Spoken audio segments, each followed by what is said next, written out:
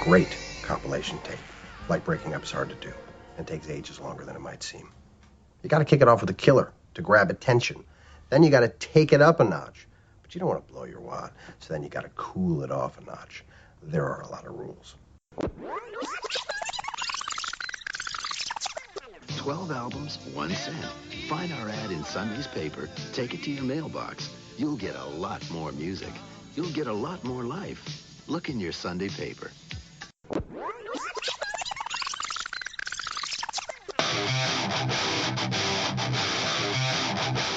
Welcome, listener. For those about to rock, we salute you. This is our podcast dedicated to exploring and talking about the greatness that was the music of the best decade. If you're ready for the best in retro music topics on the planet, we present for your enjoyment 80s mixtape auto reverse. Welcome back to 80s Mixtape Auto Reverse. We're going to do something a little different tonight. We're going to break away from our normal 80 or each annual decade breakdown or annual breakdown of what the metal albums that were coming out. And we're going to do just a couple little things of cover songs. We're going to talk about some of the more popular cover songs and maybe some of the ones that maybe not quite as successful as the originals. So I'm going to start off. I was kind of poking around today, and I found something that I hadn't. I found a name that I hadn't heard in a long time, and it totally. I'm like, wait, I know that name. Why was this? Why do I recognize this? And the name is Chris Impiliteri, and he was the lead of a band, of course, called Impiliteri. Amazing guitarist, incredible guitarist. But he did a version of Somewhere Over the Rainbow, and I listened to that today, and I was like, I don't know, maybe they should have just like I didn't really care for it much. It was almost like taking it too far and kind of cheesy. Did you guys ever hear that one? Have you ever heard that? Yeah, it freaked me out. I'm like, I haven't heard that in like 30 years. And I'm like, man, I just didn't get it. I didn't like it. What do you guys think? I think it's cool. I like when bands do different, unexpected things like that. Because a lot of the bands I like, outside of the 80s, I just into a lot of European power metal. And, a lot of those bands do cover songs. And they're like, yeah, I would totally expect them to do that as a cover song. But something like this, I think it's pretty cool. It's different and fun. I dig it. Very cool. Chris, do you know this one? No, I don't. Really? Yeah. No, I don't know that one at all. Are you familiar with the artist, Chris Impiliteri? No, not at all. Really? He was rated, at the time, the second fastest guitar player, just behind Yngwie Malmsteen.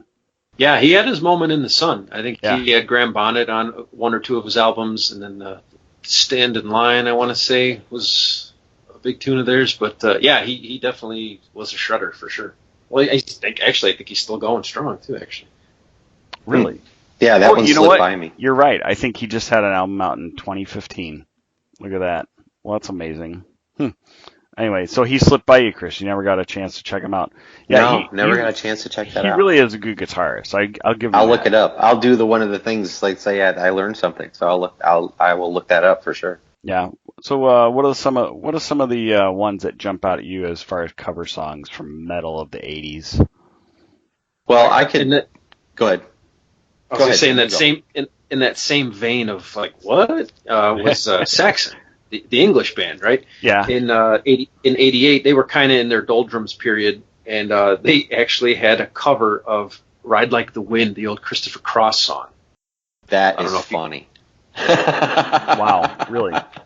And they play it straight. They don't play it up, they don't ham it up, they don't make it silly. I mean, they play it straight, and it's actually kind of cool. Obviously, it doesn't have the falsetto of Christopher Cross, but right. You think of a new wave of British heavy metal band doing a Christopher Cross AM radio song, you're like, no, that's not possible.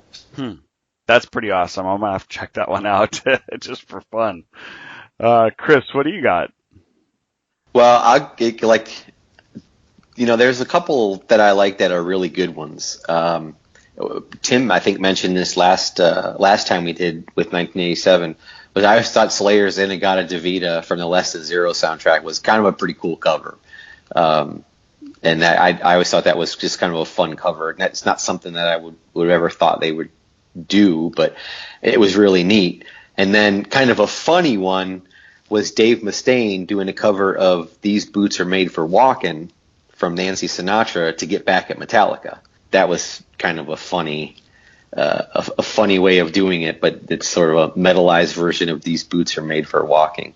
And one cover song that I could probably never ever hear again, and I would be very, very happy, was Knocking on Heaven's Door from Guns N' Roses. Oh, yeah. This is such a horrifyingly bad song. Just, if I never hear that again, I'd be the happiest man on the planet. It's funny how sometimes you just believe that songs should just be left as is, and that they, just let them live the way they were supposed to be, Yeah. Or just never done it all. Ever. Yeah, or just exactly. No, you're exactly right, Tim. Just never ever do it. Don't do it. Don't bother. You just leave it alone.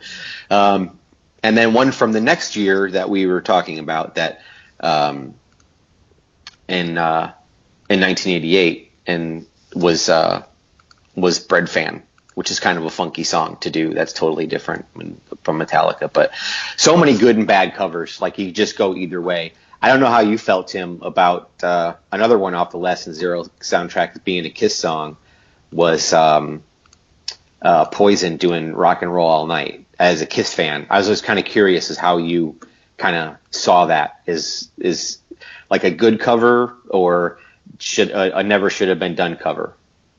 Oh, no, it's fun. It's good. It's fun. It's a party song. Go nuts with it. The thing that absolutely kills me about that particular cover, though, is I remember being in high school, and a girl whose locker was next to mine, I remember overhearing her, because I had pictures of Gene Simmons in my locker, and she, saw that. She's like, "Who's that?" And I said, Kiss, Gene Simmons, Rock and Roll All Night. And she goes, "Do they do that Poison song?" Oh. And I was like, you got to be kidding me. I mean, come on. You might not be intimately familiar with Kiss's body of work like I am, but you've got to know this song.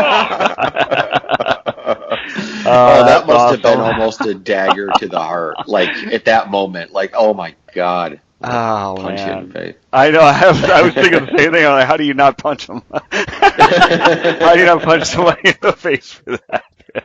That's good stuff. One of the bands, I think it was very, very known for doing their covers was Van Halen. They did several when David Lee Roth was around. We talked about this back in, 1985, when he did his whole just cover songs, There was a few, like, if you go back into the 70s with their first album with Ice Cream Man, wasn't that a cover too? Right? I believe it was, Yeah. That goes way back. And then you have Motley Crue did a few along the way too. And in fact, I just heard one on the radio today, and that would be Smoking in the Boys Room, which we discussed earlier that that's not one of my favorites for sure. Definitely just not one of those good covers. One of the covers that I do like, though, and I talked about this album last week, was from the Cult Electric. And I listened to it again. I liked it at first, and then I didn't like it, and then I did like it again. That was Born to Be Wild. So I don't know if you guys, I know when we talked about the Cult, that Electric album, I don't remember if you guys were as familiar with the album itself as I was. Do you remember that song? No, I don't. Oh, wow. Okay. Tim, do you? No, I was unfamiliar with that Cult album, but I did go and listen to it after we did that podcast, and I liked it. It was a little, I think I was saying it's a little more AC/DC-ish than I was sort of expecting, but it's very good. Yeah. Well, that's cool. What else comes to mind for you, Chris? I like cover songs in the 80s. It was, I just seemed to want to hone in, like you said, on the fact that I think Van Halen built like almost the amount of 2 full albums off of cover songs that they released. I mean, if you add them up, really a stunning amount of cover songs. And then the funny thing was later is that, like we talked about David Lee Roth a few years in metal ago, like half his album was cover songs at one point, and he did a whole album, like an EP of cover songs. So I always wondered how much of the I want to do cover songs came from David Lee Roth when he was in Van Halen as sort of filler just to keep releasing an album every year. I just think it's funny because sometimes bands would release a cover song on an actual cover song. In the 80s and metal wise, there's not a whole lot of cover songs that stick out. I think Garage Days Revisited was just because they were kind of training a new bass player and said, hey, let's just record some of these songs and let's make fun of it. But they seem to kind of stray away from that a little bit. Like, I can't think of a whole lot of cover songs in the 80s that stand out unless it was a movie soundtrack or kind of a one-off album like that. I mean, I think there were a lot of them on movie soundtracks, but obviously Less Than Zero kind of stands out because there were some true hard rock heavy metal bands on that album. Do you guys remember the compilation that was done, the Stairway to Heaven, Highway to Hell, or the Make a Difference Foundation? Yeah, I do remember that. That was one, came out in 89, where bands from that era all picked a song by an artist who had, died young or died due to drugs or something like that. And there's a lot of cool stuff on there. That was, remember the Russian band Gorky Park? They had their 15 Minutes of Fame. They did The Who's My Generation, and Skid Row did Sex Pistols, Holidays in the Sun. The Scorpions did The Who's I Can't Explain. That was kind of actually somewhat of a hit for them at that point. Ozzy did Purple Haze. Bon Jovi did Thin Lizzy's Boys Are Back in Town. There's some cool stuff on there. That was kind of a neat thing. If you're interested, check that one out. Dig it up. I'm sure it's on YouTube somewhere, but there's some cool stuff on there. Cinderella's on there. What was the name of that album again? Stairway to Heaven / Highway to Hell. Highway to Hell. Yeah. What I actually, I like the band Wasp. I haven't really talked about them a whole lot on these series of podcasts, but they did a ton of cover songs, and I like Great White. They did a ton of cover songs. A lot of B-sides, but a lot of album tracks too. And what was interesting to me is that Great White and Wasp covered the same song on multiple occasions. Like, one example is they both covered I Don't Need No Doctor, who I don't even know who the original artist was who did that song, but both Great White and Wasp did it, and they have very different versions of it. It's pretty cool. And both Great White and Wasp covered Jefferson Airplane's Somebody to Love in very different ways too. And I like that. I like when different bands cover the same song and do it differently. You get even more takes on it. And kind of along those lines was Y&T. Nobody remembers this, but they covered Your Mama Don't Dance. Everybody from that rock and roll. Yeah, everybody remembers Poison's version of that song. And I was just going to say, yeah. They used to bug me because I like Y&T better, Yeah, I could see that. That would probably be better than Poison's version. There was also, if you count it as covers, there was the heavy metal version of Live Aid, which was Hearing Aid, which had just dozens of heavy metal stars on it that were doing, I think they did a Kiss song maybe. No. There was one song where it was like a big project, and then the rest of the album was filled out with bands just contributing their songs. Just contributing their songs? Okay. I thought there was a song or two on there that did that they actually did a big compilation of different artists that got together. I didn't remember it being I remember the album very, very, very vaguely. But it was kind of like their lack of... But there was always only kind of one song on there, but it wasn't even a cover. It was an original, I think. Or there was a song written for that album. Yeah, it was written by the members of Dio's band. Ryan James Dio, Jimmy Bain. Yeah, I'm trying to think of some other ones that are popping into my head, and I'm getting distracted. How about Judas Priest when they did Johnny Be Good? It was actually... in the movie Johnny Be Good, starring Anthony Michael Hall. I was going to say, was that in the movie? That was in the movie, wasn't it? They did it for, it's been decades since I've seen the movie. It was horrible. I never really wanted to watch it again. But well, Robert Downey Jr., Michael Anthony Hall, yeah, that's good stuff. And I don't know that the songs actually played during the film. It might have been closing credits or, in the background for 5 seconds, one of those deals. But I remember Priest getting a lot of crap for doing that song, thinking it was, people saying, oh, this isn't Judas Priest, this is so stupid, blah, blah. But, a lot of people kind of forgot that Judas Priest has some pretty cool covers in their repertoire, because the Green Man Unleashed is actually a cover song. And the one they got in trouble for, Better By You, Better Than Me, that's a cover song. And they'd done it before, and it was fun. It was the video was cool. It was them playing live in a club and people crowd surfing and jumping off the stage, just mayhem. But it was a fun cover song for a movie soundtrack. It's like, why not? Go ahead. Yeah. Another Judas Priest cover that they did was Diamonds and Rust, which was old Joan Baez cover, which is it was probably one of my favorite Priest songs. Awesome rendition of that. Now that's going back way to the 70s, of course, but overall, yeah, that Judas Priest did a few good ones. I like their covers.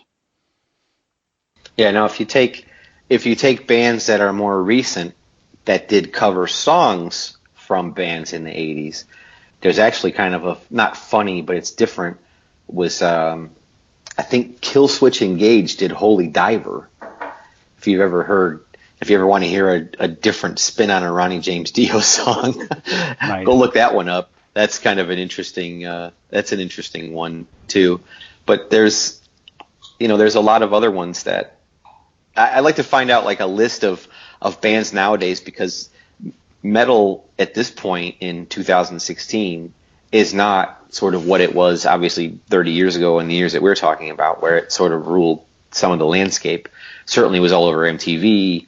Every local fairly decent sized market had 2, 3 or more hard rock heavy metal radio stations, which I think we have one here now. One. There's one, and that's barely heavy metal in some points. But to see some bands nowadays doing covers of the songs from the 80s, I don't hear a whole lot of them. Yeah. Besides Apocalyptica, who does a cello version of about 15 Metallica songs, which is actually very cool. I don't know if you've ever heard that. Yeah, I heard some of their earlier stuff. Yeah. So from the 80s, they do some of the 80s songs too. They go way back into Metallica's 80s repertoire and do some of those songs. But there's also a band that does they do bluegrass versions of heavy metal songs, if you've ever heard that. Oh yeah. And some of those songs are from the 80s. I don't know their name. I can't remember their name, but it is like a bluegrass band. Is it Hayseed Dixie? Yep, that's them. Yep. Is that him? Okay, yeah. Yeah, They do some heavy metal songs, and it's all kind of like in true bluegrass format with the banjos and the spoons and everything. It's actually really cool. It's actually really impressive to see. It is. It's pretty cool. Another good one, a more modern band, a Swedish power metal band called Hammerfall. They have a whole album of covers. Like, they did a lot of B-sides and bonus tracks for Japanese things and singles over the years, blah, blah. And then they finally collected all of that stuff and put it under one roof, and there's Kiss, there's Loudness, there's all kinds of cool Twisted Sister cover songs, all kinds of classic 80s metal stuff. And Hammerfall itself, they're an awesome band too, but they're not 80s, so we don't talk about them too much here, but they know where they came from, and they pay homage. They covered Halloween's I Want Out, which everybody should know that song. That's a classic too. Halloween, you said? Halloween? Yeah, Hammerfall covered Halloween's I Want Out. Yeah, Halloween. I've been meaning to bring that up in this either 87 or 88, just to that we'll get to eventually, I'm sure. But a very good friend of mine, that's like his all-time favorite band. So I look forward to hearing you guys' breakdown of that band later on. Oh yeah, I'll be there. I'll be there for that. Trust me. Oh really? Okay. Very cool. Now, excuse me.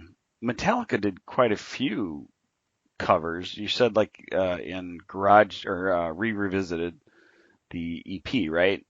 He did. Yeah. Was that all covers on that one? You said. Oh yeah, it was all covers. There was not a single original song on there on that whole album. I mean, they also did, what is it? Am I Evil on Kill 'Em All. I mean, they've done a couple of releasing of covers. I mean, I think that was the only one that was on an album up until, of course, Garage Days Revisited, and then Garage Inc., which was a ton of covers. Like Tim said, like all the cool B-sides that came off of One and Justice for All, and some stuff that came off of the Black Album. I mean, they did a huge amount of covers on that song. If you've ever had a chance to listen to that, there's a lot of covers. They took like every song that was on Garage Days Revisited, every B-side they've ever done, every promotional song they've ever done, every compilation song that's a cover that they've ever done, and just put it on this giant record, Garage Inc. And it's actually really cool because there's a lot of great songs. I mean, they do I can't even remember a Leonard Skinner song on there. There's some really cool stuff on there. But yeah, Garage Days Revisited is all covers. Now, which one was the album that they did the song Blitzkrieg from the band Blitzkrieg, right? Because that was awesome. That was Kill 'Em All. Okay, that was Kill 'Em All. All right, that was an amazing song. I love that. That's one of my favorite songs by them, actually. Yeah. Looking Can back, you survive the Blitzkrieg? Yeah, it's a great song. Great song. I remember hearing it from the original band before it came out, and always wondered what happened to them. You know, they kind of just went by the wayside. Yeah, that was a later kind of a B-side. It wasn't ever officially released on an album, but it was from back in those days when they were doing stuff like that, songs like that. Really cool. I mean, here's a funny story. We played in a bar in Atlanta, Georgia. Not a bar, it was kind of a big club, rock club during those days. And the next night, we were there for 2 nights, and the next night there was a Metallica cover band that played. So we wanted to go see it. So we went to see it. I mean, they had like everything down. Like that was also the time, like the mid to late 90s, for whatever reason, there was a ton of touring cover bands that were making a living like naming themselves after a band, like a song or something like that, and just traveling around, especially in the heavy metal genre. But I mean, I remember seeing Metallica cover bands and Aerosmith cover bands and tons of Kiss cover bands. Have you ever seen a Kiss cover band, Tim? Oh yeah, I've seen a couple. Like a true full makeup, full everything. And wasn't there a Kiss band that was also a cover band that was also all midgets? Mini Kiss or something like that? Yeah, Mini Kiss. Yep. Or Little People. Sorry. I mean. Wow. That's I didn't know about the Mini Kiss thing. That's pretty. I don't know if that's their name or anything, but I just remember that being like, because I remember around the circuit, like Tim, that there was because bands tour and you kind of all play the same clubs, especially when it's the same type of music and stuff like that. But I could swear that I ran across at least 4 different full makeup, tall boot, blood spitting Kiss cover bands over that period. Oh yeah, no, there was a big one back. They were called Cold Gin, I think. And James the Sid from Black and Blue was the drummer, so he was Peter Criss, right? And I think I want to say that Tommy Thayer, who's now in Kiss, was in that Kiss tribute band. In the band? How funny is that? Yeah, but now when they did it though, they did it just as a goof. The Cold Gin thing was just something to do on the side for fun. But it is, boy, it's hard for me to pull the stuff off the top of my head after decades, but yeah, I want to say Tommy Thayer actually was in a Kiss tribute band, and now some might say he's still in one. Nice. That's awesome. But yeah, I just remember seeing this Kiss cover band. They had the exploding, the blood. It was full makeup. I mean, it was full, but you could tell the costumes were completely homemade, like, because it was just a mishmash of different stuff to make the look up of Kiss. But we ran into a couple of those bands, like going around and playing and stuff like that. I just thought it was kind of interesting that like Kiss was a big time cover band, maybe because of the theatrics and stuff like that. And then we actually had another band that some other members that were playing around here for fun when we were just kind of goofing off. we would wear full, and this was in the late 90s, mid to late 90s. We would do it as an off joke. If one of us was playing in our band, we'd get together and open, and we had a band called the Rockers, and we wear like fake wigs, like fake 80s wigs and stuff like that, and play all kinds of like funky Poison covers and Motley Crue and Cinderella and all kinds of stuff. And it was just totally for fun. But man, it's a good time playing a cover live on stage. It is neat. Like we played For Whom the Bell Tolls. We played Alice in Chains cover and stuff like that. It is necessary when you're kind of coming up and playing that you want to catch the crowd to play a song that they know, because you'll get their attention. So then you play a song or two that they know, then you slip in two of your own originals. Maybe they'll stick around to listen to the rest of your set. And then when you notice that the crowd is kind of not paying attention, they're all drinking beer, playing pinball, you throw in another cover, and you hope they all come back to the stage, like, to get that. And I think the bands, as they get older and they play more albums and they get millions of sellers, it's kind of fun to relive those days of playing the covers, because you don't buy a guitar and start writing your own material. You buy a guitar and you play to the tapes and CDs and stuff of your favorite bands, and those are the songs you learn first. I mean, the first 10 songs I learned how to play were all covers, because I didn't know how to write a song when I first started. Was the first one kind of Smoke on the Water? Oh, that's the easiest song in the world to play. It is, of course. Dun, dun, dun, dun, dun, dun, dun. Yeah, it just resonates in your head. No, well, I mean, besides playing a few notes, ironically, I was of the mindset of if I'm going to learn how to play, I'm going to learn how to play the hardest thing I could possibly play. So I got the bass tablature book to Ride the Lightning. Wow. And I said to myself, if I can sit in my room and just play every single night, and I can figure out how to play this, then I can learn how to play anything.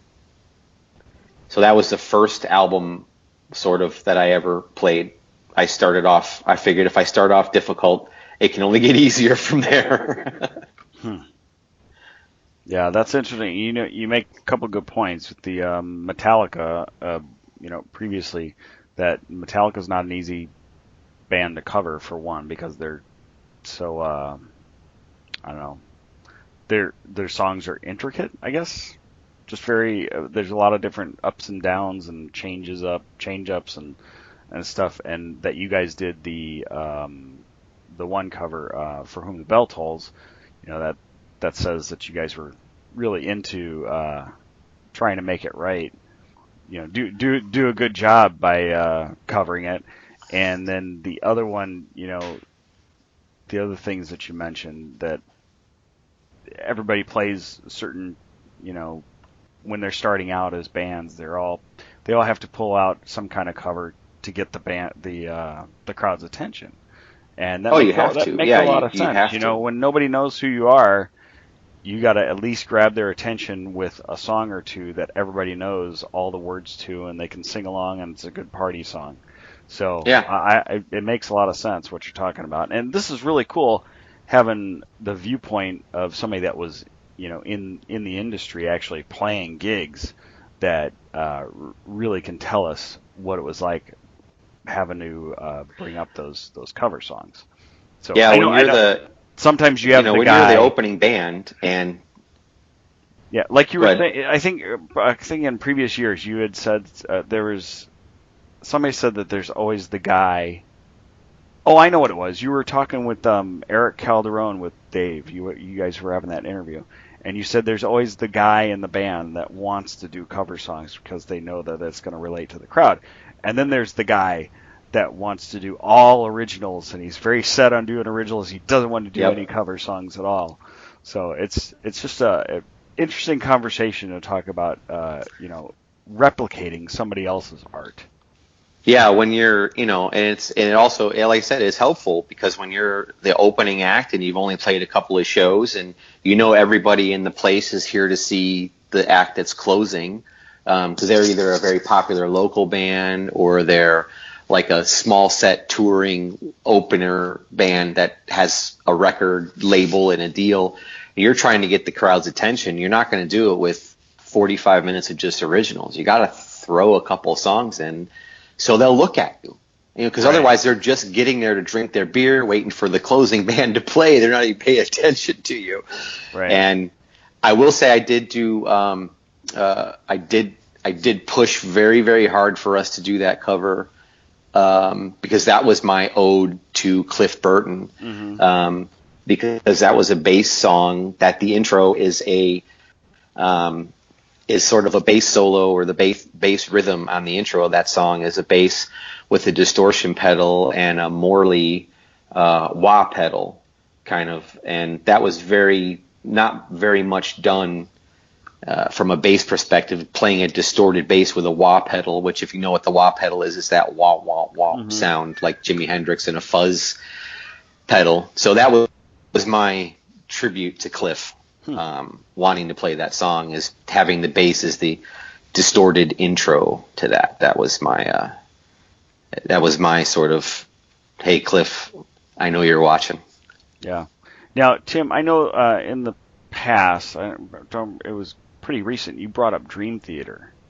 And I'm looking just through some stuff on here, and I see that they did a version of Damage Inc. Oh, they've been known to do entire concerts where they play nothing but covers. Yeah, I know they've done quite a few covers, and I love Dream Theater. I think they're extremely talented. I love their progressive sound.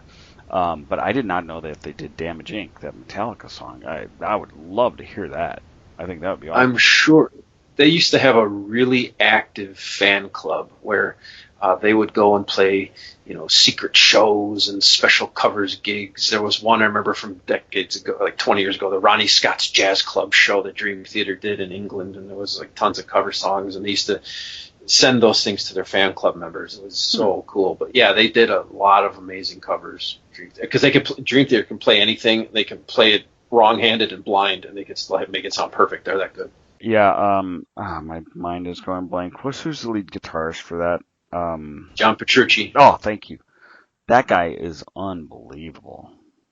He's just incredible. I've seen a few videos of him just doing little riffs of like training videos, and he says, "Oh yeah, it's really simple. You just do this," and he goes, just scream and up and down the neck. I'm like, yeah, that looks really easy. So anyway, I think that's a cover I'm about to look up, see if I can find it somewhere. Oh, there's a video connected right to there's a video link. I'll have to look. Here's one. Yeah, Scott, this one popped into my head.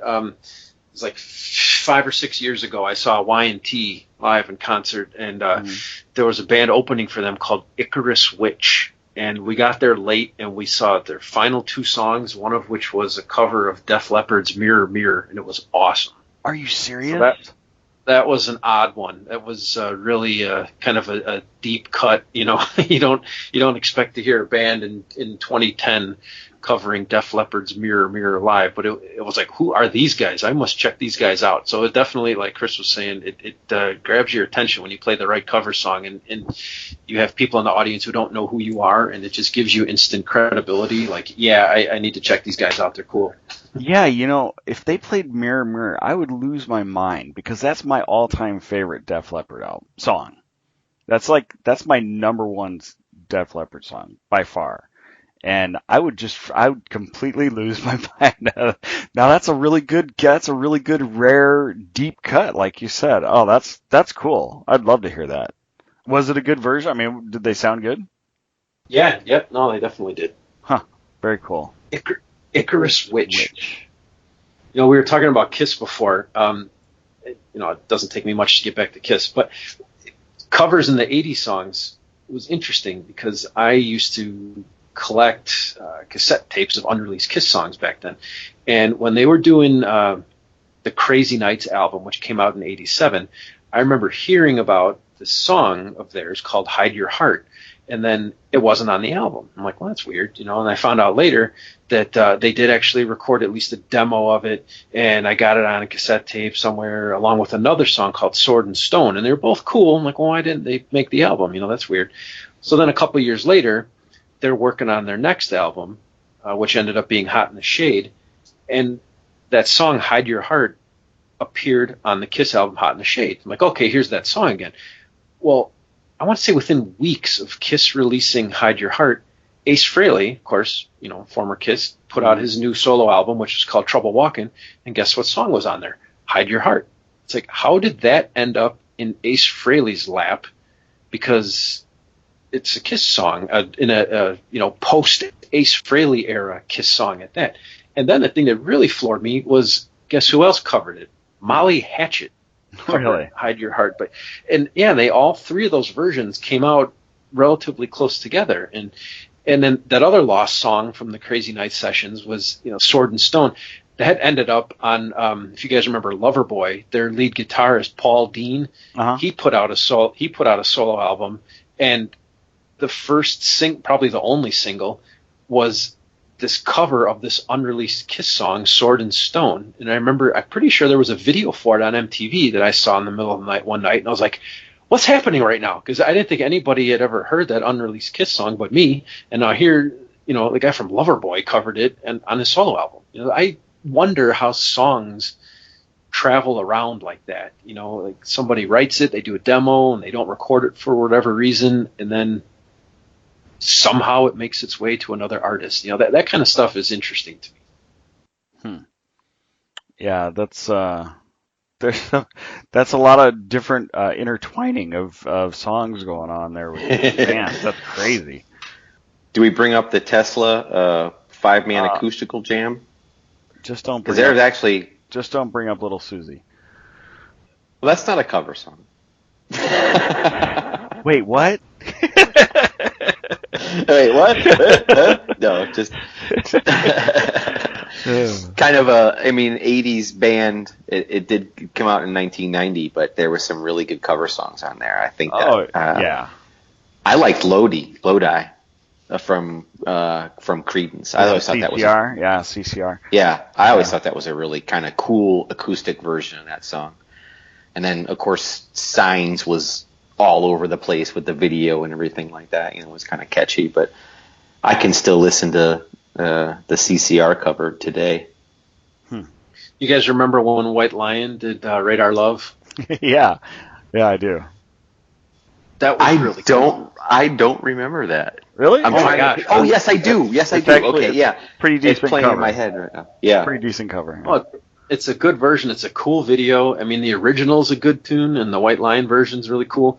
But several years ago, King Diamond put out a retrospective thing. Like one of his first bands was called Black Rose, and they did this thing on Metal Blade. It came out in 2001. It was like they had found a 20-year-old rehearsal tape in a shoebox in somebody's closet or whatever, however the story goes.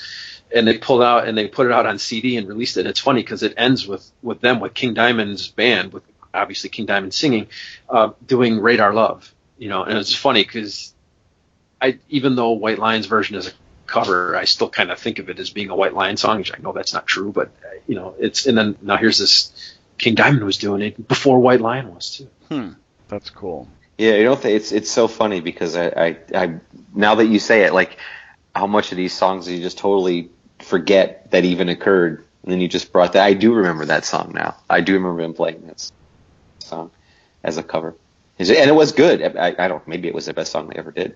As far as being a White Lightning or a White Lion fan, I don't know. Maybe that was the best song they ever did. Nice. Yeah. All right. Yeah, I'm not a big White Lion fan, as you can tell. Yeah. And I gotta mention Wasp's cover of the Who's "The Real Me." You guys remember that from the Headless Children? That was a fantastic cover with some awesome bass work in it from Johnny Rod. Johnny Rod. And who did Probably not his real name, but yeah. Johnny Rod. If it is his real name, what a perfect name. Who did you say that was again? That did Wasp. Hot Wasp. Okay. Oh yeah, you know what? Now it's coming back to me. Yeah, that's a good one. You know what's funny as a band as a whole, and I'm sure there are cover songs out there, but you never see a lot of bands doing a lot of Led Zeppelin covers. I always wondered why that was. Is that like what was it, the Mike Myers movie with the Wayne's World, where there's no stairway, the sign that says no stairway, because it was the one song when you went in to try to play a guitar in a guitar shop or test out a guitar, it just don't play Stairway to Heaven. Like there was a guitar shop in Clearwater here called Phil's Guitar Works, and there was a sign up there. We put it up there, no stairway to learn. I can't recall a whole lot of bands in the 80s, 90s, whatever, doing a lot of Led Zeppelin songs. I just always wondered if that was a sort of don't do that. It was perfect the first time. You're never going to play it right. That's interesting you say that, the whole no stairway thing. I always interpreted that not as, don't play it, the original's perfect. I always interpret it as we've all heard that song a million times, and I don't want to hear it again.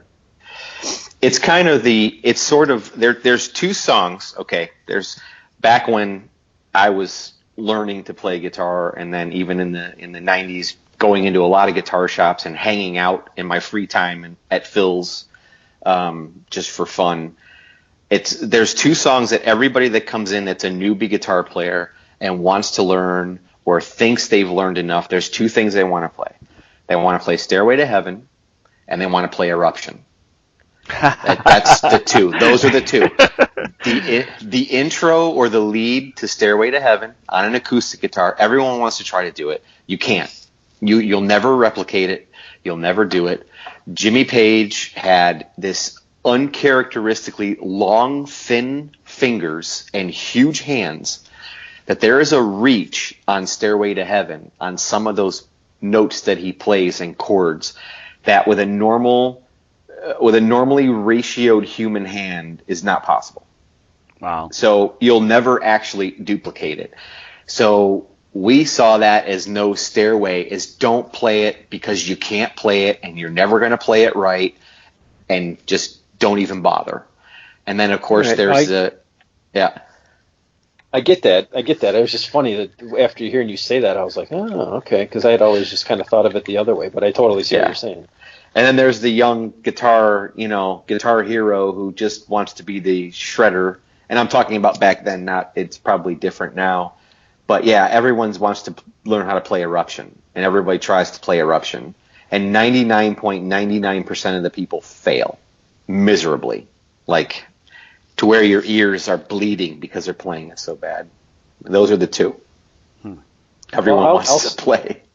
I'll say for Led Zepp covers, though, don't forget Great White, because they had a cool little hodgepodge release called Recovery Live that came out in '87. It was half covers, half live, and it starts off with Immigrant Song and Rock and Roll back to back, and they're both pretty solid versions.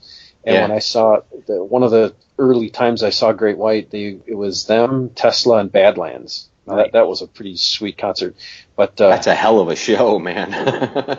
Badlands opened, Tesla was in the middle, and Great White ended. And I want to say their final encore was Immigrant Song. And hearing Jack Russell sing that live and the way they played that was phenomenal. So they dared to go there to cover. Well, I think that's one of the few bands that could do it and get away with it, because I do know that they've also done a lot of live Led Zeppelin too. Great White. Well, then there's also an entire live album of them doing all Zeppelin songs in concert. So I mean, they definitely didn't shy away from it. Yeah, it was, like I said, that's probably one band that could get away with it because they could do it and do it well, comparatively. I mean, you could say at some point in David Coverdale's career, he was a pseudo Led Zeppelin cover band in some senses later, especially when he did Coverdale Page, so that was kind of interesting. But it just seemed like it was a stigma almost from a band perspective, from like a musician perspective. It was some kind of sometimes something that you didn't even want to get involved with. Although we did play a cover of No Quarter. And we actually played it pretty well. I mean, we did. No Quarter, that's a good one. Yeah, that's one of my favorite Zeppelin songs. Yeah, definitely. Nice deep cut. I mean, that's something you don't hear very Yeah, much. that's kind of not that. Yeah, if you threw out anybody's favorite top 10 Led Zeppelin songs, I don't think No Quarter would be on a lot of lists. But we played the whole thing. We played it all the way through, and not a short song either. Yeah. Not a short song. No, Al, let me tell you something though. When you had to play a 2-hour or 2.5-hour closing set in a bar, yeah, you didn't mind playing a 9-minute version of No Quarter because you had a lot of time to fill. Wow, that's cool. Now I'm going to totally go off the kind of the last topic. You said just before we got into the whole Zeppelin thing that there were 2 songs that everybody wants to come in and play, and that's either Eruption or Stairway to Heaven. And it made me think of if there was one song that I wanted to play, if I wanted to learn how to play guitar, I'm going to throw one way out of left field, and that's Dogs by Pink Floyd. And I know it has nothing to do with the 80s, but the guitar work in that song is just some of my favorite. And I always thought, if I ever pick up the guitar, I'm going to learn that song. Now, I don't know if you guys know Pink Floyd at all, but it just popped into my head when you were talking about 2 songs that everybody wants to play. I'm like, yeah, I got one that nobody that nobody knows about. So, anyway, a lot of good stuff tonight. You got me thinking about the Zeppelin thing. I'm like, there's got to be more. There's got to be more. And really, the only one that pops into my mind after Great White is, this is kind of obscure, but Paul Stanley did a solo tour when Kiss was taking a little hiatus around '89, and he part of his set on that tour was Communication Breakdown by Zeppelin. But other than that, that's all I can really think of is Great White stuff. Yeah, it is. I've always noticed that it seemed to be. It just seemed to sort of be and from a musician standpoint as well, it was kind of like that too, because it's just something you sort of wanted to stay away from. Like, could we do any justice to doing a Led Zeppelin cover? And more times than not, it's, well, no. No, I don't think so. But then we did do No Quarter, and part of it was because it was one of our favorite songs from Led Zeppelin, and the other part was it's a heck of a filler. Yeah. So one of the other bands that I do remember, and we mentioned it just a little bit ago, was Dream Theater. They do a version of Immigrant Song also, which is pretty incredible also. Not Immigrant Song, I'm sorry, Achilles' Last Stand. Yeah, that's one of my top Zeppelin songs. I know we kind of went off on a Zeppelin tangent tonight. But isn't that funny, Tim? Yeah. Like, I mean, a band that is as preeminent as Led Zeppelin with 50 catchy tunes that you could just name off the top of your head and you could probably sing word for word. It's not a lot of bands have ever dared to sort of cover that music. As popular in as many albums and records that are sold, and you hear it all over the place. Just from a musician's perspective, it just kind of was something you didn't want to touch. Like, maybe it's just perfect just the way that it is. Don't do that. Like you said before with the, some other covers, it's just maybe you should never have done that. Maybe you shouldn't. Maybe there are songs that should never be covered. I just wonder how much of Led Zeppelin fits into that category. So it's kind of like it's sacred ground. You don't. Yeah, it is. It's sacred ground. I don't, and from a local band perspective too, I've heard a few bands attempt to cover Stairway to Heaven or one of the top 5 Zeppelin songs or something like that, and it just falls flat on its face. Yeah. It's never ever good. I was going to ask Tim though, did you play guitar, Tim? Do you play guitar or play at all? No. Okay. No. I was going to say, cause like Scott was saying, if there was a song that you wanted to pick up a guitar and learn, what would be the first song that you would want to do as far as a cover song? Like, which one? I don't know, probably The Sentinel by Judas Priest, and I would do all 8 parts of the solo. And Well, pick an easy one, Tim. Go ahead. That's an awesome pick. That is an awesome pick. That is putting yourself out there, brother. I want to see you play dueling guitars on that song. That would be awesome. Oh. No, I don't. I mean, honestly, and I'm not blowing smoke at Chris here, but really, I would actually want to be a bass player. I've always gravitated more towards bass than guitar. Huh. Well, typically, more intelligent people tend to gravitate towards the bass. We are usually the smartest people in the band, but that's funny. Not that I have a bias before. Yeah. Isn't it funny how you would gravitate? Like, I immediately gravitated towards bass. I didn't want to be a drummer or a guitar player or anything like that. I always found the instrument very fascinating. Kind of the glue that held the band together and all that stuff. And, yeah, that's cool. Cool, Tim. I appreciate that. I just wanted I appreciate your bassness. I only wanted to play cowbell. Nice. Or triangle. Yeah, the triangle, yeah. Little tambourine in the background. If you did cowbell, your repertoire would be limited to Blue Oyster Cult and early Motley Crue songs. Yeah, I was gonna say, yeah. Come on and dance. Yeah. So speaking of Zeppelin, I had to dig this up. It was driving me crazy. There was actually a Zeppelin tribute album, came out in 2002, called The Music Remains the Same, and it has a bunch of like European and South American bands on it. Hunt it down. I'm sure it's out there somewhere for streaming, but Blaze Bailey, the guy who was in Iron Maiden for a couple of years, he does Dazed and Confused. Doral Pesh, the female singer from Warlock, right. She does Babe, I'm Gonna Leave You. Oh, right. Master Plan, which has one of the guys who was in Halloween for a while doing Black Dog. There's Elegy doing rock and roll. Primal Fear, a great German classic power metal band, doing The Rover. Angra, the Brazilian band. Kiko, I don't know how you say his last name, Loureiro, who he's now in Megadeth, but he came from Angra. They're doing Kashmir, and there's a few other songs on there. But so someone did actually have the Stones to do a Led Zeppelin tribute album.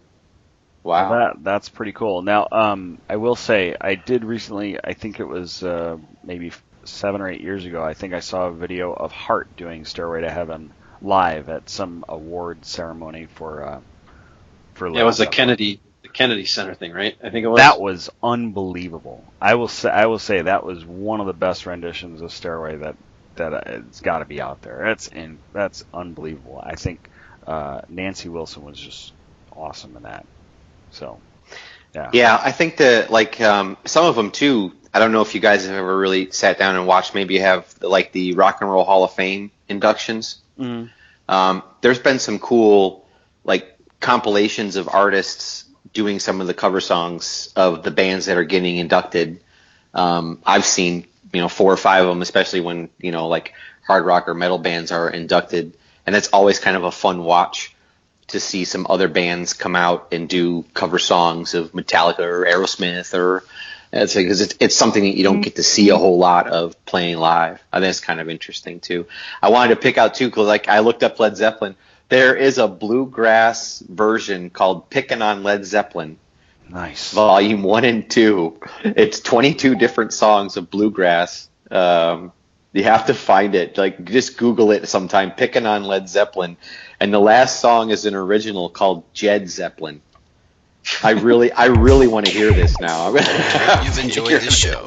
This podcast is part of the It was released in 2003. It's all Led Zeppelin bluegrass. You can follow us on Facebook on the 80s Reboot group page. We're also on Twitter and Tumblr at 80s Reboot. We invite you to check out all the wonderful podcasts and blogs available at southgatemediagroup.com.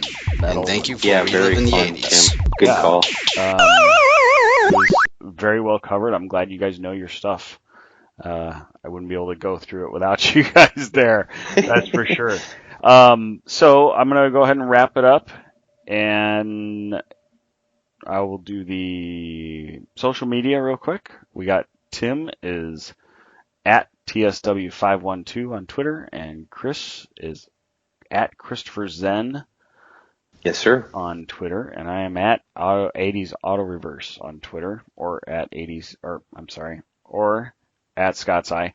And you can find all of us through the Facebook page of 80s Reboot Overdrive and through the podcast. So I hope everybody enjoyed the discussion tonight. and we will talk to you all soon. Have a great night. Fantastic. Slayer!